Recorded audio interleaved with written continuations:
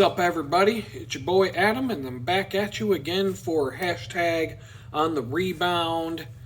It's day 89. Day 89 of trying to put my cluster, my messed up life back together. You're not supposed to swear in the first 2 minutes of a YouTube video, or you get demonetized or you have problems, but you can swear all you want after the 2-minute mark, and the bot that checks your video doesn't penalize you after the 2-minute mark. So I gotta watch my mouth for the first 2 minutes. It's tough as it is, as hard as that is. I gotta try and at least keep it clean for the first 2 minutes. And you know, I'm still mad. I'm still mad at all these backwoods redneck hillbilly retards who run the state of Texas. You know, because I couldn't get my driver's license yesterday, but what about so-called sophisticated New York? New York is the state that tells me they're going to need 7 months to type my name into a computer, print out a sheet of paper, and put it in the mail. So New York's no better than Texas. In fact, I think it's kind of ironic because I was just talking about this with someone the other day. I know people from all over the United States. I've known people from all over the United States my whole life, and there are 2 states in the whole United States where every time you meet somebody from one of these 2 states, they will basically act and outright say that that their state is the best in the country. When you grow up in New York State, and it doesn't matter if it was New York City or New York State or anywhere in the state, they pretty much teach you and drill into you and condition you to believe that you are privileged to have had the good fortune of growing up in the best state in all of the United States, that there is no better place than New York State. And they do the same thing with people here in Texas. I don't hear people from Florida saying that. I don't hear people from the Carolinas saying that. I don't even hear people from California ever saying that. And you'd think maybe that might be a state that would try to have that claim to fame. But everybody that you meet from New York State and Texas will basically drill it into your head and obnoxiously tell you that they live in the best state there is. And so I don't understand what it is, but they both suck. New York sucks, Texas sucks. And if we're talking about the government anyway, you know, I like the weather here in Texas. I don't know how much I like it here overall. I just, you know, I haven't lived here long enough to judge it. I like it better than Jamestown. I would like I'd like living out in the forest in a tent better than Jamestown. there are a lot of places I would rather be than Jamestown, New York. Texas is better than that. I mean, that's not saying much, but the weather here is great. It was raining tonight, but it was about 75, 76. I mean, I was in a t-shirt and shorts. I just got home from a nighttime bike ride in light rain, and it was fine. It was fine. I didn't care. It was a nice, peaceful, it was kind of tranquil because at night there's a little bit less traffic on a Saturday night. But the roads, all the roads that I have to take to get anywhere, they're dangerous. I'm taking my life in my hands every time I get on that bicycle. But it's my own, and for the next 7 months, the next 8 months, I might be stuck having to ride a bicycle to get around on the most dangerous roads I've ever bicycled on. Not so much, the main reason for it is the speed at which drivers drive and the fact that there are absolutely no shoulders at all on the road. You have to ride in the lane, and people are trying to go by you at up to 75 miles an hour, trying to get 3 inches from your shoulder as they pass you, honking their horns, being obnoxious. It's bad. It's a bad scene. Today on my way in to work, there were like 3 places on one of the roads that I take where there's tracks going off the road into the woods and broken guardrails, where 3 separate places people must have drove off the road and crashed. just in the last week since, in the 3 days that it's been since the last time I rode down there. And these people are batshit crazy. And it's 5 minutes, so let the swearing begin. But anyway, New York, man, they're the ones that, Texas is bad, I guess, the government anyway. I'm not going to judge the state of Texas until I've had a long enough time to absorb it. And, I'm not in a position where I can even really experience the good things here yet. I'm barely able to survive, and I'm staying in a friend's house. I'm not even out on my own, and I'm having a hard time, just trying to get on my feet. So I'm in a position in life where anywhere I am right now is going to suck because of the position in life that I'm in, not because the place that I'm at sucks. It doesn't matter. I could be in the nicest place on earth, but in the situation I'm in right now, no matter where I am, it's going to suck. So I'm in the struggle. So yeah, Texas sucks, but what about New York? They're the ones, like I said, they need 7 months to type my name on a computer, print out a sheet of paper, and put it in the mail, my birth certificate. So they aren't any better. I mean, I can think about it in terms of, this was in 1989 when I was adopted, and my birth certificate would have been changed to reflect that adoption. This is when my real mother got married to my stepfather, when he became my stepfather, but then he legally adopted me. So my birth certificate would have been updated to reflect that, but I've never had that document. I had an adoption certificate and the original birth certificate, and that's always been that's the only thing I've ever needed my entire life. For anything I've ever needed to show a birth certificate for, I could show those 2 pieces of paper and it was fine. Good, we're good to go. So this was in 1989 when I was adopted, so maybe it wasn't even digitized back then. You would assume that these records would be computerized, but you never know. I remember what technology was like in the 80s, and most of these fucked up governments are still using the same computers that they used back in the 80s, because we're sending all of our money to Ukraine, and, which is being, laundered back to Hunter Biden and his dad, and all these other crooks in Washington, D.C., and the government can't afford to even upgrade to Windows 98 yet. So, for all I know, my birth certificate could be a rotting sheet of paper in the same warehouse where they put the Ark of the Covenant at the end of the Indiana Jones movie, and it's going to take some government buffoon 7 months to figure out what crate it's stored in. So, maybe my birth certificate is only 2 boxes away from the Ark of the Covenant. Who knows? So I guess I'm just going to have to give these fucking retards a little more time. So, yeah, I'm, letting go and forgiving. I guess I'm not there yet. I guess I'm just not ready to forgive these fucking douchebags in the government. I'm just not there today. Today's not the day. Maybe tomorrow. I don't know. Maybe a sermon. Maybe I'll watch a random sermon tomorrow and it'll be exactly what I'm supposed to hear. Being Sunday. And I'm probably not going to go to a church. I'm really not. Everywhere I look down here in Houston, it's just one mega church after another mega church. These big, giant, monstrosity, multi-million-dollar churches. And they're just, every time I see a sermon from one of these churches to see if it's like where I want to go, it's just the church of the affluent suburban.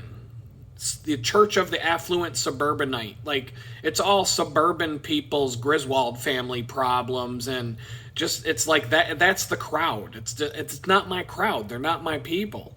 I can't identify with them. None of those people would ever want anything to do with me if they got to know me or met me. Like, it's not my scene. This whole suburban lifestyle is just not my thing. So I don't know. I'm just going to watch some sermons on video, and when I'm called to go to the right church, I'll figure it out when it's time to go. But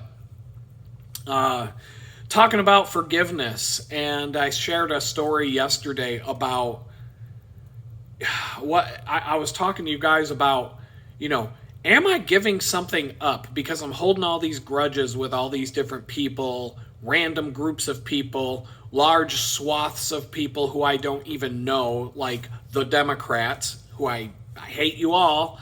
I hate all the Democrats, but do I really? I don't know. Like, I'm tired of having my life flipped upside down as a direct result of what the Democrats support and are doing. So I'm not ready to forgive yet. But I have grudges against specific people, and I shared a story yesterday about going on a canoe trip from hell with my best friend. And, watch yesterday's video if you want to know more. But at the end of that trip, we were at each other's throats, and we were livid, just angry. We were screaming and yelling at each other. We almost came to blows over this trip. We were ready to drop fisticuffs on the side of this river. If we're talking about it to this day, we'll just start laughing. But I can't even keep a straight face talking about it. It was so ridiculous. And the more we talk about it and the more we remember it, there were just like so many omens and so many dark moments of that trip that just told us we shouldn't have been there in the first place. And it went downhill instantly, and it just kept getting worse until we ended up on the riverbank almost going to blows. And I was mad. I was mad for the rest of that weekend, and for a few days after the fact, I was fuming about it. Just like, screw him. And, but I've been friends with this guy since I was 15 years old, and at the time, I was probably, let me think, 85, 95, I was like 85, 95. I couldn't have been, we were probably closing in. I was probably closing in. Well, I was like 30 I was in my late 30s. We were in our late 30s when this happened. So it was about probably 10 years ago, a little more than 10 years ago. And we'd been friends, or we had known each other and we'd been hanging out, and we became better friends over time. But long story short, we knew each other, and we could basically say we've known each other and we've been friends since we were 15 years old, 15, 16 years old. So it's a long friendship, and, we got mad. We both got mad. We were, for different reasons, and a few days of fuming about it, we basically, had a conversation about it, and we're like, look, man, it's just not worth getting all mad about this. It was a bad weekend. We both did some things. We both said some things. We both could have done things a little bit differently. We both owned up to the part that we each played in the weekend going sour. But it really wasn't us. It was just, it really wasn't either of our fault. It was just a bad situation, mainly because of the river. The level of the river had flooded, and it just, I don't know, there were things out of our control that we didn't anticipate. And so the point of the story yesterday was, what if I had just carried a grudge and just after that weekend decided I'm not going to talk to this guy again? Fuck him. I'm sure there's been other times with friendships that I've had. And I told you about friendships that I cut out of my life after 2020. And I just kind of wonder sometimes, like, what did you throw away? Did you throw away something that you never even knew you were going to get?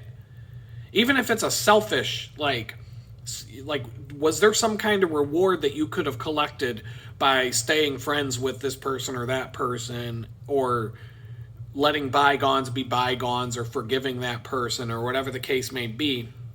And could you, are you hurting yourself in ways you don't even know by carrying these grudges around? And so I thought of another example. It just popped into my head. This is something I have not thought of this has been a long time since I remembered this memory, and it's kind of a funny story. So it's a small example. It's a small example of when you don't hold a grudge against somebody who does you wrong, you don't know how that's going to pay off later on down the road. And so there was this time I went out on a date with a rich girl. And it was probably maybe a couple of dates, 2, maybe 3 dates. I don't remember. But we were having a good time.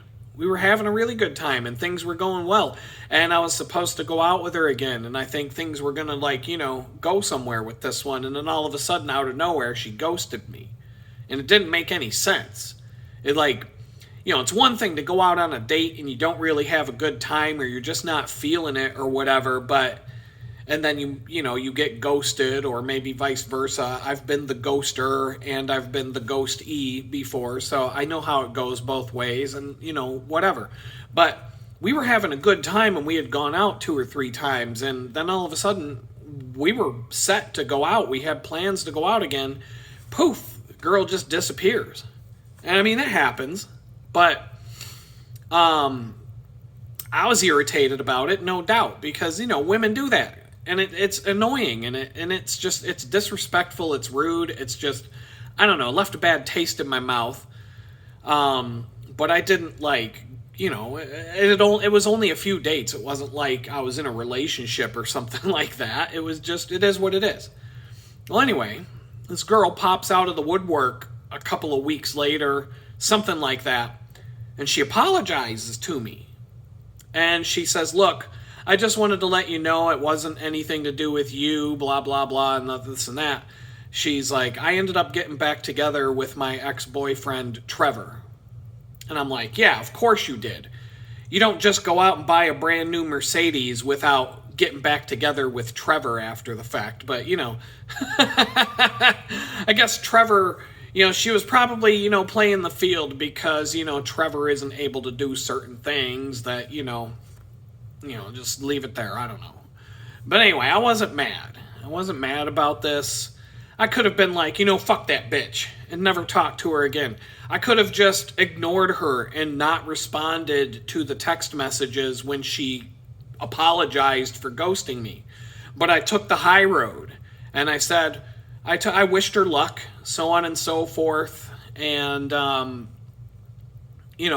said, I do have some, I respect the fact that you reached out to me and let me know what happened instead of just, ghosting me and whatever. So I took the high road, and I just said, good luck.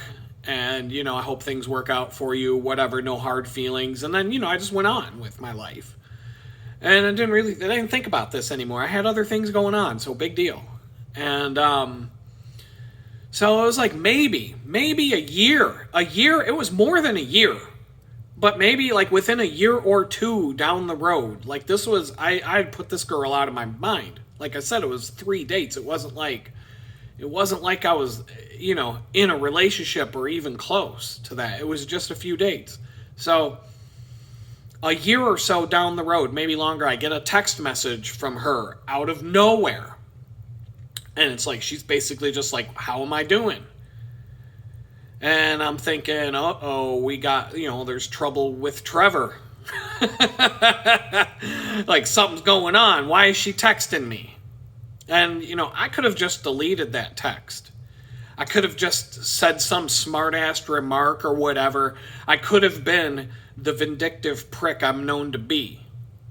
Easily. I could have ghosted her. I could have just ignored it, deleted it, said something smart-ass to her, whatever the case. But I was polite, and I just asked how she was doing. I'm like, how's Trevor? And then she told me they're engaged now.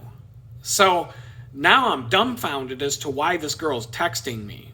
And we talked for a minute back and forth, and then she asks me, "Are you interested in picking up a new client for your business?" And at the time, I was freelancing, and I'd spent, this was during the time that I spent 6 years doing nothing but freelance for a living.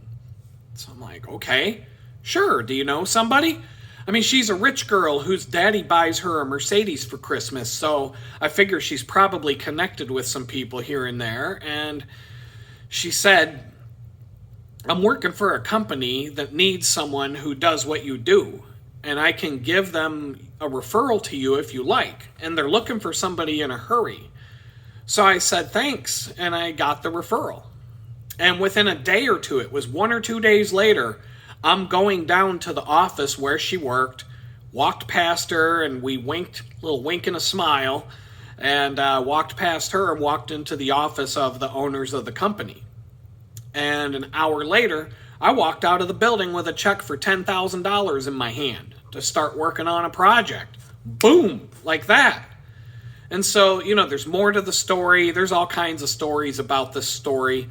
But the moral of this story right now is you never know when you're just going to go out on a couple of dates with a girl, maybe grab a handful of Tiddy, get some tongue action, followed by getting ghosted. You never know when that's going to turn around and put a $10,000 check in your hands a year or two later. So long as you don't get bitter and angry with the girl who ghosted you.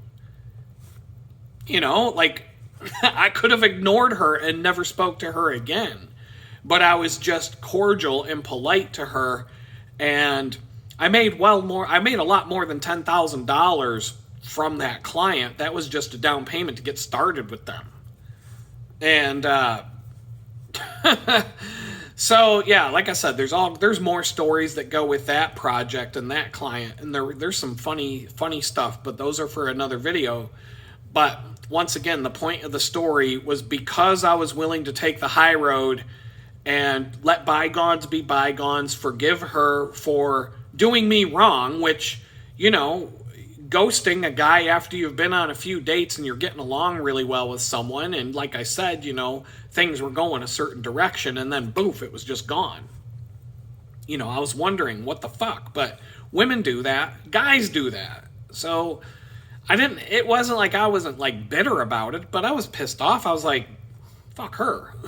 But when she reached out to me, instead of being a vindictive little prick, I was polite to her and kind. And I just said, okay, fine. Basically, I forgave her. I didn't say outright, I forgive you. But I had that spirit of forgiveness with her. And like I said, a year and a half later, I get a random phone call, go for a 5-minute drive down the road and pick up a check for $10,000 and start working with a new client out of nowhere. So that's another, just a random story about, what can happen when you're willing to just let go of anger towards somebody and be open-minded to the fact that, you never know what's going to happen. And so there you go. And so, I'm struggling with this and I'm going back and forth and I'm sitting here.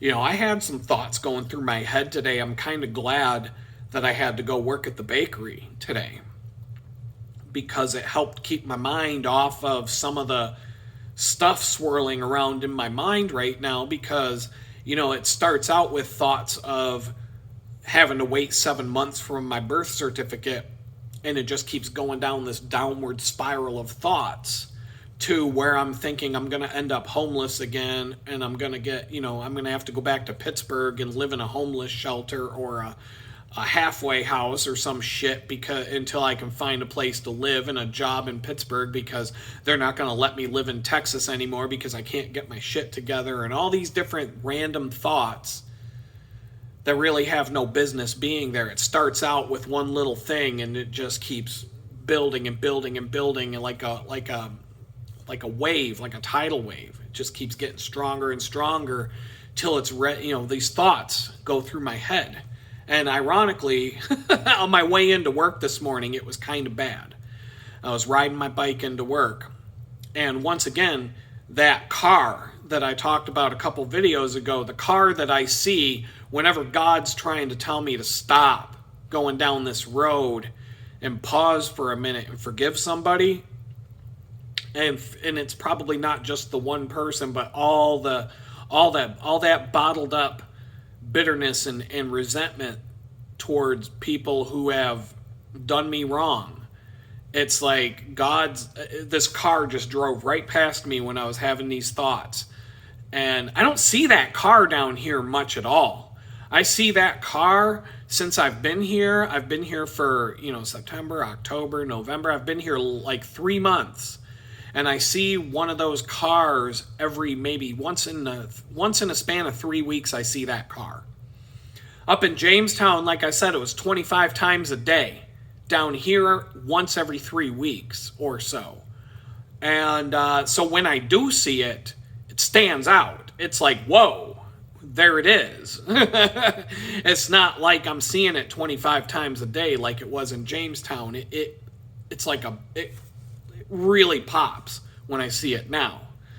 And every time I see it, it almost always coincides with me and the thoughts that are in my head. And, I'm having a conversation with God, and he's like, he doesn't like talk to me with a voice in my head. Like, in the Bible, it says God came down in a cloud and said, Job, listen to me, or, whatever. And he doesn't talk to me like that. He doesn't come down out of the clouds and speak, this is my son, who I am well pleased, with whom I am well pleased. He doesn't do that with me. He just throws little signs and wonders in a car covered with stickers, or he puts a sign in front of me, or he talks to me in ways that I know I'm being talked to.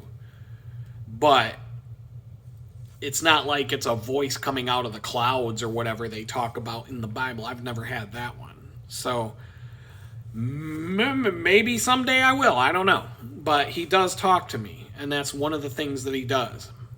And, oh,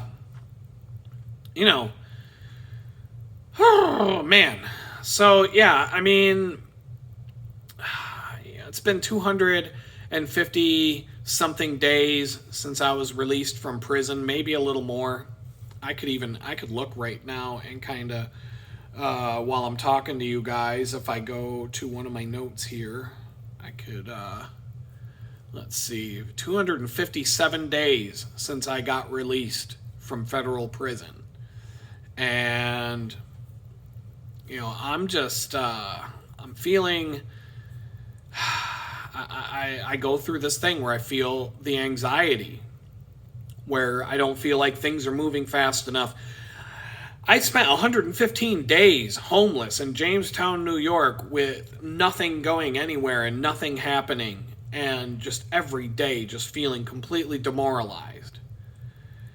And then all of a sudden, I'm in the park, and a guy's dog runs up to me, jumps up on my chest, and it's like, like wanting to get petted, and I'm petting the dog, and the owner comes over, and we'd seen each other in the park numerous times, but we had never really had a conversation. We said hi a few times, but that was about it. He comes over and he starts apologizing for his dog coming at me. And I'm like, you're good, man. We're good. I like dogs. He's a friendly dog. I like the dog. We're talking. All of a sudden, before I know it, the very next day, I get a phone call from the probation office saying that I'm approved to move down to Texas. And the very next day after that, money falls into my lap. A project and work, a job falls into my lap that wasn't there 2 days ago. And the means to fund and to pay for me to come down here and to get on my feet just materialized out of nowhere. And it happened unexpectedly. I'd been beating my head against the wall. I applied to over 400 jobs. I was just going this way and that way and trying to do this and trying to do that and going down this road and going down that road and knocking on this door and that door and this and that, and nothing would work. Nothing would go my way. I couldn't break through. Every time it looked like there was a light at the end of the tunnel, it ended up being the light on a freight train coming to run me over, not the light at the end of the tunnel. It was just miserable. And then all of a sudden, boom, boom, it's done. Out of nowhere, a random dog comes up and jumps on me, and that is how the whole thing unlocked. Like, how crazy is that? And if you watched the videos for 115 days while I was homeless, you know that I was busting my ass day after day after day after day, trying to get something to move, trying to get unstuck. And then it just happened like that when it needed to. When it needed to. Just out of nowhere.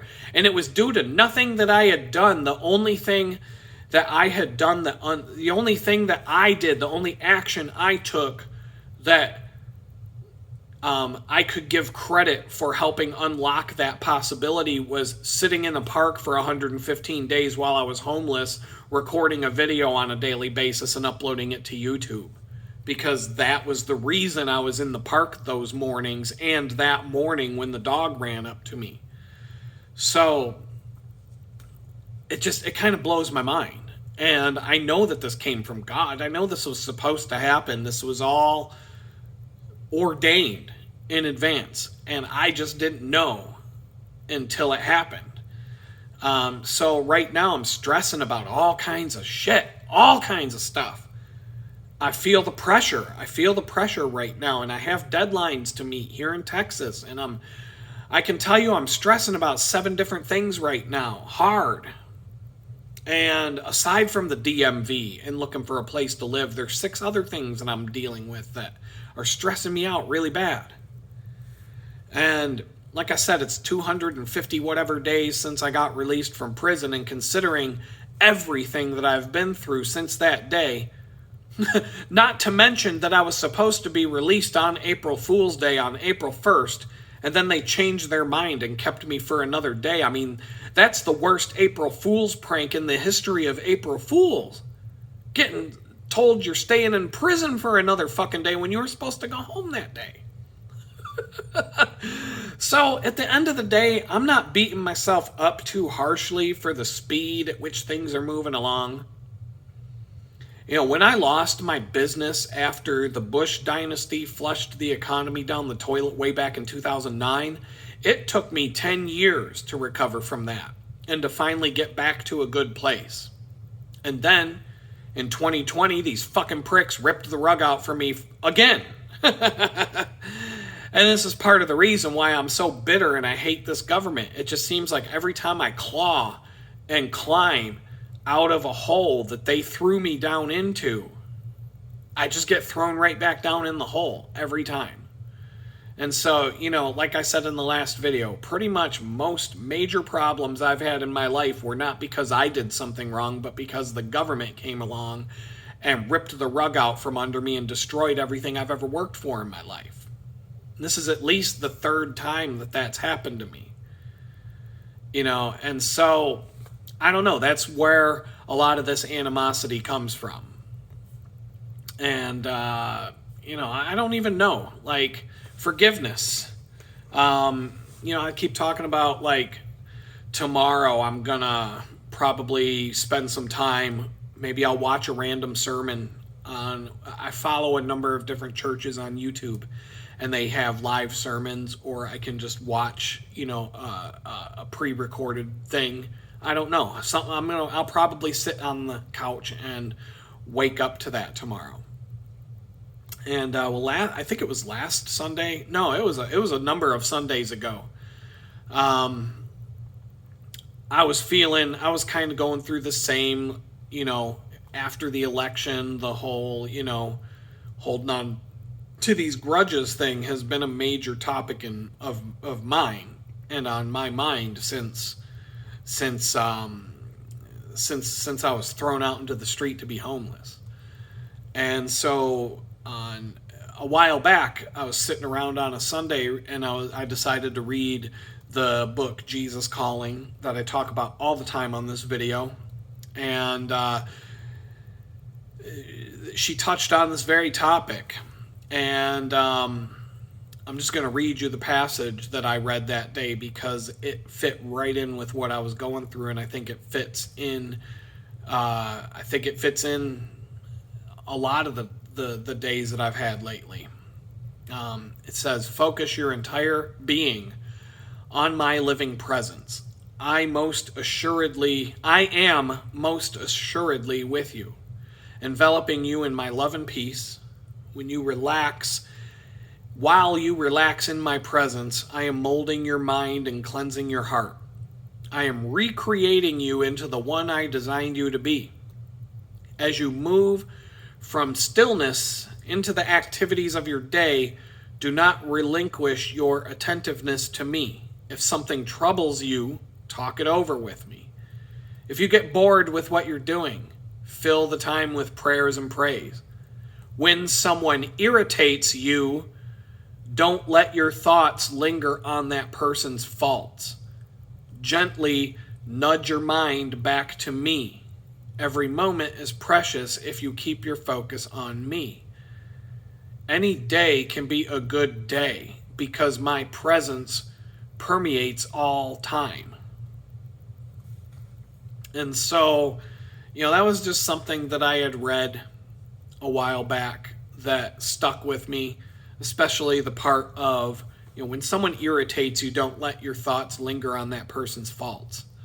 I'm not gonna name names. I'm not gonna get into any specific things, but there was a person who irritated me a while back. No big deal. I talked about it with my best friend here, and I just, I was like, look, I'm not gonna let this person get under my skin at all. I just said, I'm gonna make it a point. In fact, whenever I see this person, I'm just gonna make it a point to be friendly, say good morning, just be a nice person to this person, and just be friendly and joke around and ask how you're doing and get to know this person a little bit. And so I went and did that, and now I talk to this person on a regular basis and we get along great. We joke around all the time, and we laugh and we make fun of each other, and we're having it's a completely different vibe. And I think that's just another example of what I was talking about earlier in the video, that I was talking about this earlier in the video, that you never know what can happen if you I could have just carried a grudge, so to speak. I don't know.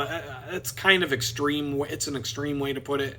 And I don't want to get into too many details because I don't want to, I don't want to dox people. I don't want, to identify people and all that kind of stuff. Anonymous, but, sometimes somebody will irritate you, and, or they're just somebody that you don't want to be around.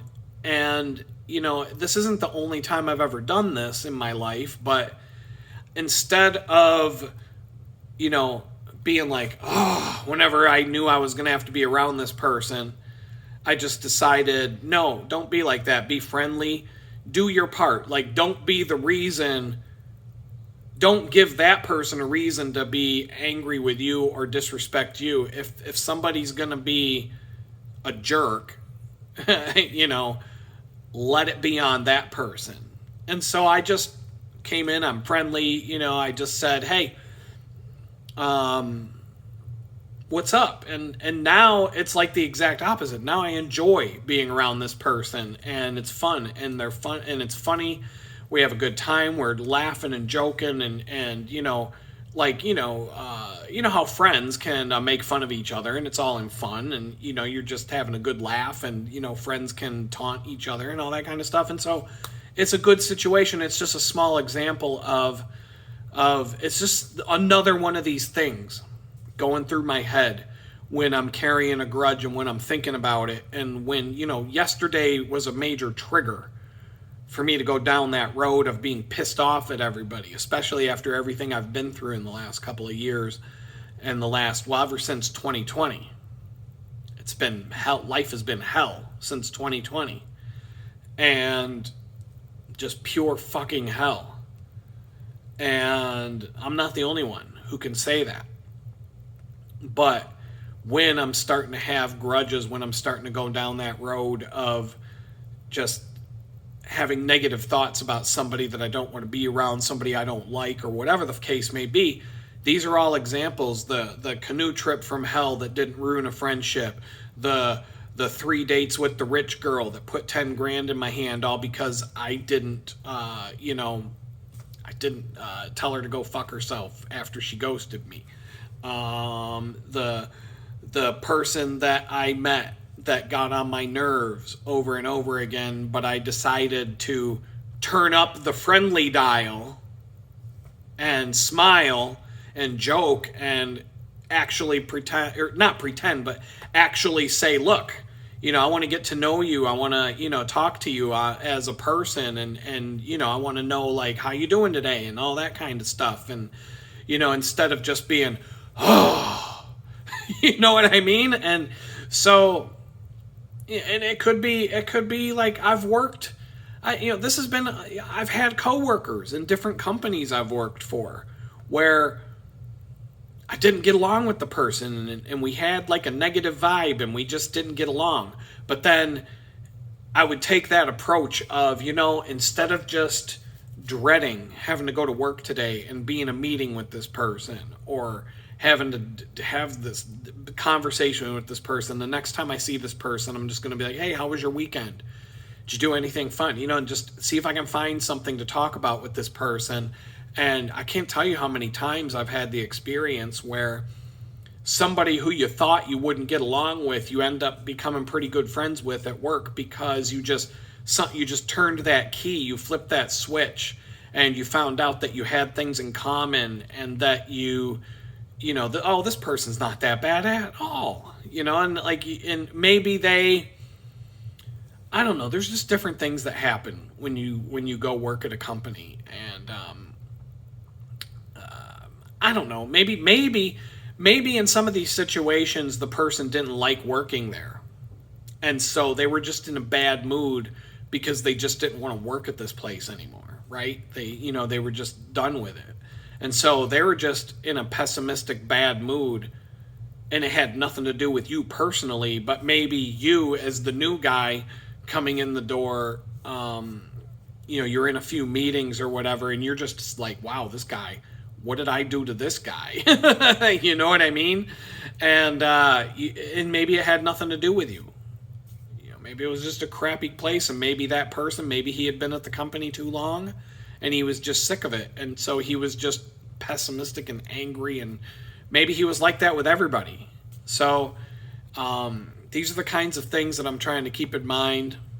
When the guy at the DMV yesterday copped me an attitude, he just looked at me and he goes, well, we do things different here down in Texas. And I'm like, I don't even remember. Honestly, it's been more than 24 hours. I don't remember, but that didn't fly with me. I said something back to him. I don't remember what. But I wish I could remember, but I don't remember what I said back to him. I was like, my mind was just hemorrhaging with anger and frustration, because and I didn't even know. This was while I was at the DMV. I'm thinking, great, now I'm going to have to come back in a couple of weeks and do this all over again in a couple of weeks. And then I get home and I get online and I'm like, holy fuck, they're not going to be able to send me this fucking birth certificate for 7 or 8 months? And then after the birth certificate comes, I got to go make an appointment at the DMV, which will be a month from the day that I go to look for an appointment. Am I going to be able to get a fucking car with my driver's license having a New York address while I live here in Texas with a Texas address? And I'm thinking to myself, people like money. Car dealerships, they love money. They love making money. So, I feel like if I talk to enough people and I knock on enough doors, somebody's going to be like, yeah, I like money. Let's make this work. So I'm just going to hope for the best, and, we'll see what happens. We'll see what happens. But I'm not going to let it stop me. I found an electric bicycle, an e-bike, for about $2,000 on Facebook Marketplace, and I've watched a bunch of reviews about this. It's got crank arms and pedals, so it qualifies as a bicycle, but it looks like a motorcycle.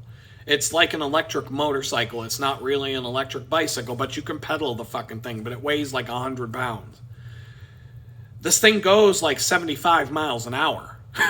This thing goes from like 0 to 60 and nothing flat. It has a throttle, and it has a top speed of about 70, 75 miles an hour, and it has a range of about 35 to 40 miles before you have to recharge the battery again.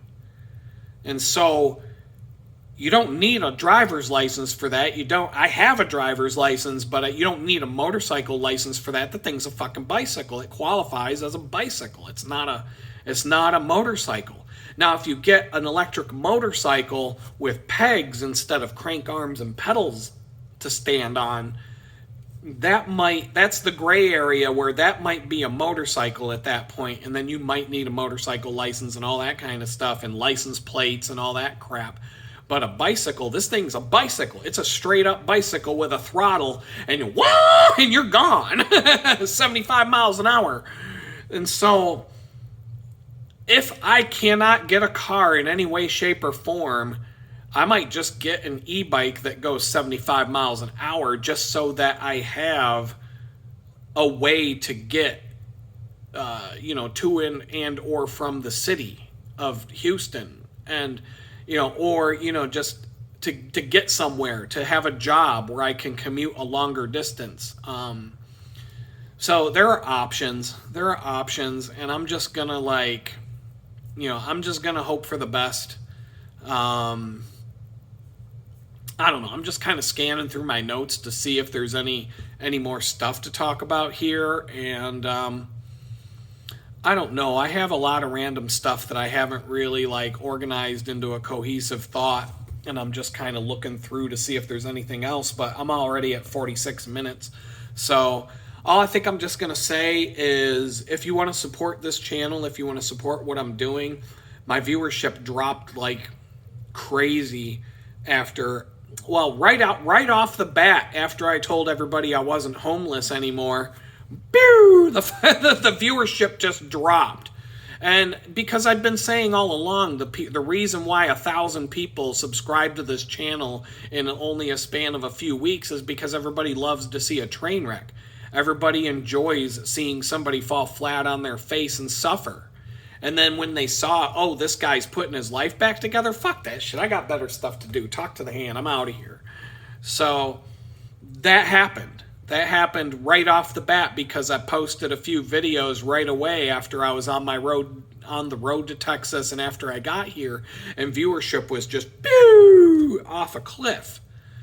And then I took, now I'm taking a week, days between videos, and then I got sick, and after I got sick I took a month off from doing a video.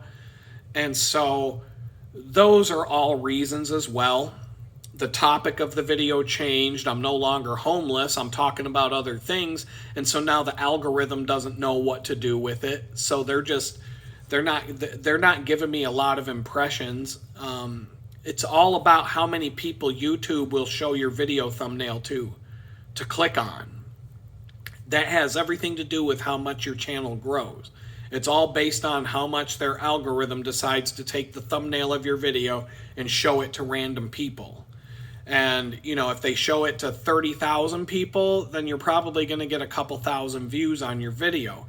If they show it to 500 people, you're going to get like 50 views. And it all depends on YouTube showing those thumbnails off.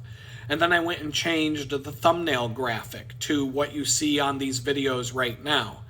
And I don't know, it's probably not engaging. It's probably not, like if you were a random person just getting random videos thrown at you like YouTube does, like, hey, why don't you watch this random thing? Hey, do you want to see people racing marbles down the side of a mountain?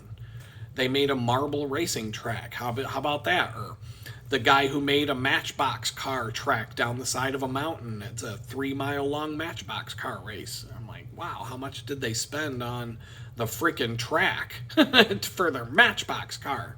But they got, 500 million views on their video, so YouTube paid for it. They made money off of that. So, you get all these random things suggested and thrown at you. Like, I don't know, I was making fun of Taylor Swift one day, and then they're like, hey, you want to see a Taylor Swift concert on video? okay, whatever. Like, it just, they throw the most random things at you. And so when you see the thumbnail for the videos as it's formatted right now, I don't know if it's something anybody even wants to click on. Like, it was a design I came up with. It's easy to reproduce. It takes me less than 2 minutes. It takes me about 2 to 3 minutes to make the thumbnail, and I'm just going with it. But I have a feeling that if I make some adjustments, change the thumbnail, make it more engaging, make it something that might interest people, maybe the viewership, maybe the channel will pick back up some steam again. I don't know. So I'm just going to let it roll. I'm not changing it now, but these are all things I'm thinking about, little tweaks and adjustments that I can make in the time and the effort that I have that I can put into it right now. So, you know, it's an experiment to me. I don't care. I'm not bitter about it. I'm not holding a grudge that, you know, people are mad that I, you know, picked myself up after I fell on my face, and oh, they don't want to watch this guy's train wreck of a life anymore because now he's starting to put things together. I've got no hate for you. You know, I'm doing my thing, and I'm just going to do what I do. And so with that, if you do want to support the channel, click on some of the links below. Follow me on Twitter, X, whatever it is, Rumble, LinkedIn, Facebook, Instagram, whatever. Buy some photographic prints. The link is right down there. When I get some time, when things mellow out, I'll start rebuilding the store. I'll start really